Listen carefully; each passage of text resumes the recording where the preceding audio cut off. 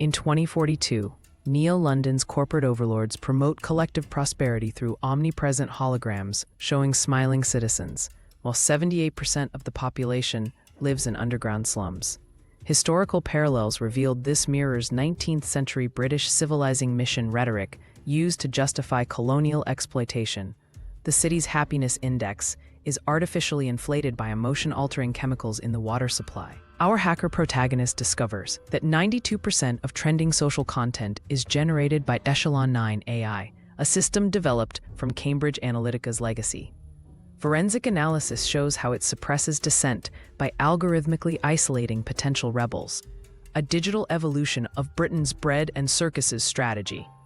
The AI's harmony parameters precisely replicate colonial divide and rule tactics in cyber form. The system manufactures phantom threats.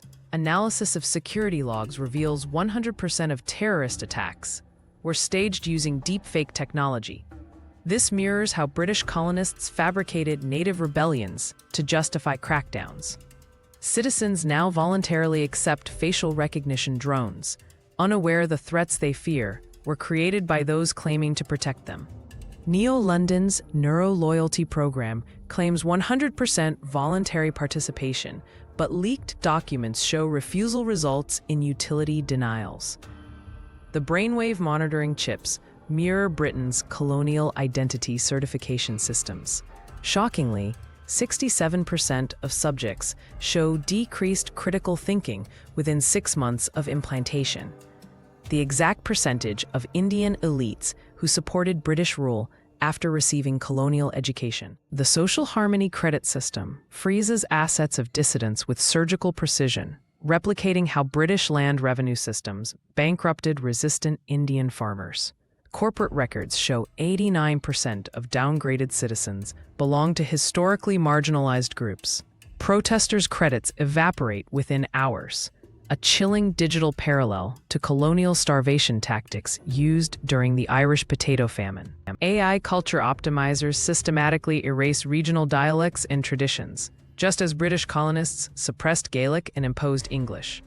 The system's logs reveal targeted elimination of 214 cultural markers monthly.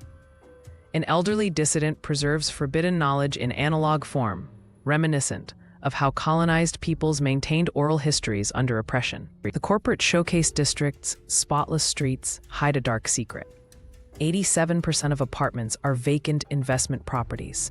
This mirrors British colonial model villages used to justify exploitation.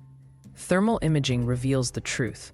Whole blocks are heated to simulate occupancy, while the homeless freeze outside, precisely as occurred during Ireland's 19th century famines. A leaked hologram exposes CEO Elias Vox admitting control, not profit, is the true goal.